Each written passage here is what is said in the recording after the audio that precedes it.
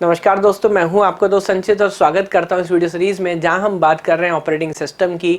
अभी बात कर रहे हैं डेडलॉक के। लास्ट वीडियो में हमने समझा कि प्रॉपर आइडिया क्या है अवॉइडेंस का और किस तरह से बैंकर्स एल्गोरिथम काम करता है।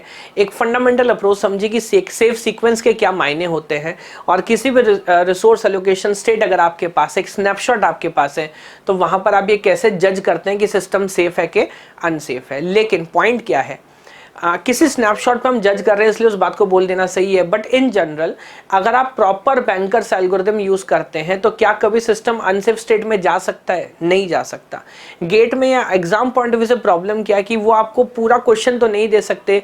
इस टाइम पे इसने ये मांगा, इस टाइम पे इसने ये मांगा, इस टाइम पे इसने ये मांगा, तो क्वेश्चन थोड़ा बहुत लेंथी हो जाएगा, एग्जाम पॉइंट ऑफ व्यू से फिजिबल नहीं होगा। तो वो क्या करते हैं, एक रैंडम स्टेट आपको दे देते कि इतना दिया जा चुका है, इतना ही बचा, आप बताओ फिलहाल क्या पोजीशन है ना। लेकिन इस पूरे आइडिया को मैं स्टेप बाय स्टेप तरीके से समझाता हूं। पहले एक न्यूमेरिकल सॉल्व करेंगे और उसके बाद सिस्टमैटिक तरीके से कैसे अवॉइडेंस या बैंकर्स एल्गोरिथम इंश्योर कर रहा है कि कभी डेडलॉक नहीं हो सकता, उसको समझेंगे। तो चलिए शुरू करते हैं।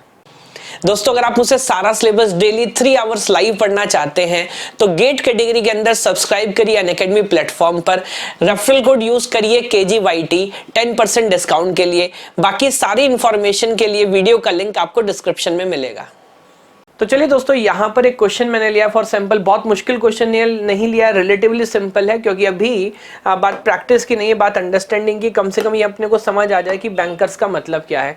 ये क्वेश्चन पूछा गया गेट 2007 में, 2 मार्क क्वेश्चन था। जरा क्वेश्चन पढ़ लेते हैं। A single processor system has 3 resources XYZ which are shared by 3 processes. Okay, 3 type के रिसोर्स हैं और कुछ लोग उनको शेयर कर रहे हैं। 3 प्रोसेस है, P0, P1, P2। There are 5 units of each resource type. तो पहला लॉजिक इसने मेरे को बता दिया मैक्स एक तरीके से। इसके पास क्या है, तो कह रहा है XYZ का, इसके पास जो यूनिट्स हैं वो तीनों के 5 कॉपीज हैं। Consider the following scenario where column allocation denotes the number of resources of unit of each resource type which are allocated to the process. Of course, नाम से भी समझ आ रहा है, allocation बता रहा है कि किसको ऑलरेडी allocate किया जा चुका है, कितना allocate किया जा चुका है, and the column request denotes the number of units of each request type requested by a process in order to compute execution. अब देखो मजे की बात, अब देखो मजे की बात, इसने डायरेक्ट आपको रिक्वेस्ट बता दिया। इस बात का मतलब क्या है, आसान कर दिया। वो क्यों? एक तरीका हो सकता था कि पहले ही आपको मैक्सिमम डिमांड बताता और उसके बाद एलोकेशन बताता। फिर आप क्या करते, मैक्सिमम डिमांड से एलोकेशन माइनस करते तो present request kind of calculate होती। बट इसने आपका काम आसान कर दिया। इसने क्या किया, इसने डायरेक्ट एलोकेशन बता के रिक्वेस्ट आपको बता रहा है। तो आपको सिर्फ क्या देखना है, आपको ये देखना है कि फिलहाल हमारे पास कितने रिसोर्स अवेलेबल हैं और उनका इस्तेमाल करके ये जो रिक्वेस्ट है एंटरटेन की जा सकती है कि नहीं की जा सकती। और लास्ट में पूछा which of the following process will finish last. अगर आप रन कर सकते हैं तो बताना होगा लास्ट में, सबसे लास्ट में कौन रन होगा। तो सबसे पहला मेरा सवाल, एक्स टाइप के कितने रिसोर्स एलोकेट किए जा चुके हैं? 1 2 2। तो I think total 5 resource allocate किए जा चुके हैं। मेरे पास टोटली 5 थे, तो अब मेरे पास कितना बचा, यानी कि फिलहाल अवेलेबल है 0। आगे देखिए, y टाइप का कितना एलोकेट किया जा चुका है? y टाइप का 2 + 2 4 एलोकेट किया जा चुका है। मेरे पास 5 था, मेरे पास बचा 1। और z टाइप का 1 1 1, तो फिलहाल कितना बचा है? 3। तो कम से कम इतना तो हमको पता लगा कि फिलहाल जो अवेलेबल है वो है 0 1 और 3। और अब मैं एक एक करके आपसे पूछता हूँ, जो लास्ट क्वेश्चन में भी लास्ट वीडियो में हमने किया था। बताओ भाई, इस वेक्टर के साथ 0 मैं लिख देता हूँ, XYZ है ये। x का मेरे पास एक भी कॉपी नहीं है, y का 1 कॉपी है, z का 3 कॉपी है। इसके साथ इन तीनों में से किसकी रिक्वेस्ट सेटिस्फाई की जा सकती है? P0 शायद पॉसिबल नहीं है, इसको x का 1 चाहिए, मेरे पास एक भी नहीं है।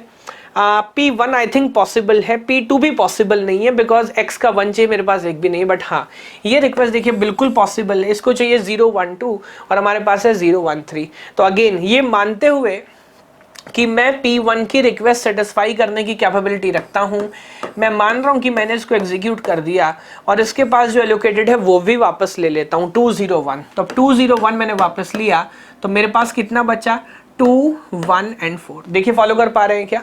आगे बढ़ता हूं 2 1 4 के साथ। अब मैं क्या P0 को सॉल्व कर सकता हूं या P2 को? और याद रख लेता हूं अभी मैंने P1 को सॉल्व किया है। तो आई थिंक स्टिल आप P0 को कर लेंगे बट P2 को नहीं कर पाएंगे बिकॉज P2 को y का 2 कॉपी चाहिए, बट हमारे पास अभी भी एक ही है। तो अल्टीमेटली अगला चॉइस कौन बचता है? P0। पी नॉट को हम रन करते हैं। अगेन हम समझा रहे कि इस रिक्वेस्ट को, रिक्वायरमेंट को हम सेटिस्फाई करने की कैपेसिटी रखते हैं। मैं इसको एग्जीक्यूटेड मान लेता हूँ और मेरे पास है 1 to 1, उसको मैं ले लेता हूँ 1 to 1 में लिखता हूँ। तो अब ये कितना बचा, ये बचा 5, ये बचा 3 और ये बचा 3। तो 3 3 5 अवेलेबल हो गया। और फाइनली आप देखेंगे क्या 1 2 0 ये रिक्वेस्ट एंटरटेन की जा सकती है? जी हाँ, इसको भी हमने मान लिया एग्जीक्यूटेड और सबसे लास्ट में रन किया P2 और जो लोकेशन था वापस मिला which is 2 to 1, which is 2 to 1। तो हमारे पास जो रिसोर्स अवेलेबल था वो कितना हो गया, वो हो गया 556। ओके, यहाँ कुछ गड़बड़ हमने की है क्या कैलकुलेशन में? अच्छा, हमारे पास Z का एलोकेशन 3 था। ओके, मैंने यहाँ पर एक मिस्टेक कर दी, हमारे पास अवेलेबल 2 ही था, है ना, बिकॉज ओवरऑल 5 और 3 एलोकेट हो चुका है तो हमारे पास 2 ही बचा। कोई बात नहीं, 2 + 1 यहाँ हो जाएगा 3 और 3 + 1 यहाँ हो जाएगा 4 एंड फाइनली 4 + 1 यहाँ हो जाएगा 5। 555 सिस्टम ओरिजिनली जिस स्टेट में था वहीं पे हम पहुंच गए। और ये दोस्तों अगेन याद है लास्ट वीडियो से, इसने पूछा नहीं बट बेसिकली ये हमारी सेफ सीक्वेंस है और हमें पता है कि सिस्टम सेफ है। फिलहाल आपसे पूछा था कौन सा प्रोसेस सबसे लास्ट में फिनिश करेगा, तो यहाँ पर आंसर हो जाता है ऑप्शन सी, P2 सबसे लास्ट में फिनिश करेगा। बट अब अगेन देखिए, दोबारा मैं आपसे सेम आर्ग्यूमेंट कर रहा हूँ। क्या आप अगर बैंकर्स एल्गोरिथम स्टार्टिंग से बिल्कुल शुरू करेंगे तो क्या आप कभी ऐसे सिचुएशन में पहुंच सकते हैं कि जहां अनसेफ हो जाए? नहीं, हम हमेशा इंश्योर करेंगे हम सेफ ही हों। तो मैं स्टेप बाय स्टेप आपको लेके चलता हूं कि किस तरह से एल्गोरिथम आगे बढ़ता है। उससे पहले कुछ स्ट्रक्चर है, जैसे मैं आपसे बोल रहा था मैट्रिक्स का नाम ज़्यादातर लोग। दोस्तों अगर आप मुझसे सारा सिलेबस डेली 3 आवर्स लाइव पढ़ना चाहते हैं तो गेट कैटेगरी के अंदर सब्सक्राइब करिए अनअकैडमी प्लेटफॉर्म पर, रेफरल कोड यूज करिए KGYT 10% डिस्काउंट के लिए।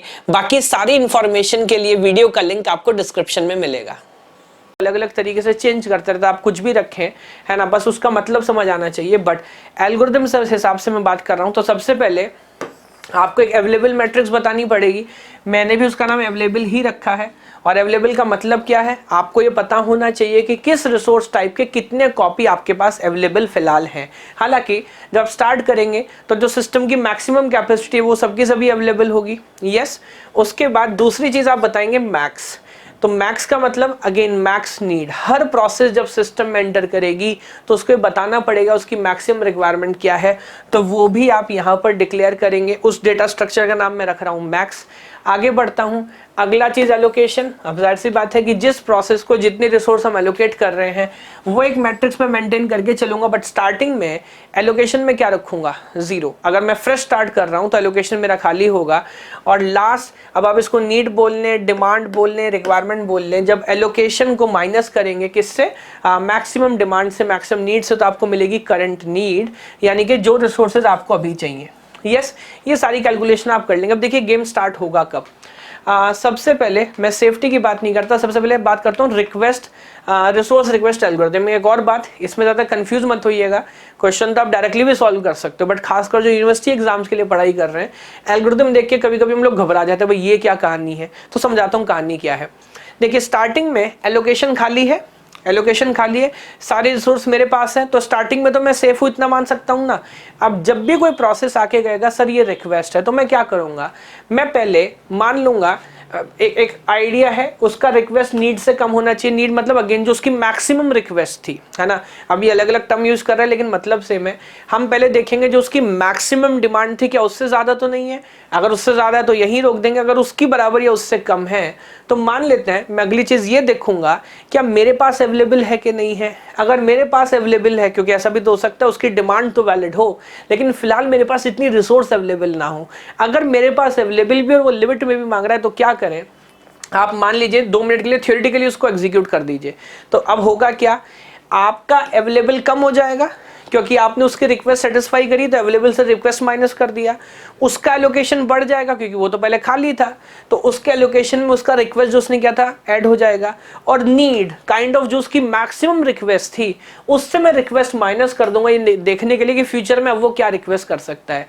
ये करने के बाद आप एलोकेट नहीं करेंगे, अभी कैलकुलेशन करेंगे और अब आप बैंकर्स एल्गोरिथम यानी कि सेफ्टी एल्गोरिथम रन करेंगे। तो दोबारा पीछे ले चलता हूं। अब आप क्या करेंगे, अब आप इस नए सिचुएशन में ये 4 स्टेप फॉलो करेंगे, यानी कि अगेन उसने अलग अलग तरीके से बस इसको लिखा है। पॉइंट ये है, आप किसी भी एक प्रोसेस को एक बार में पकड़ेंगे और देखेंगे हम उसको रिसोर्स एलोकेट कर सकते हैं कि नहीं, जो मैंने क्वेश्चन में भी आपको सॉल्व करके दिखाया, लाइक यहाँ पर सॉल्व करके दिखाया।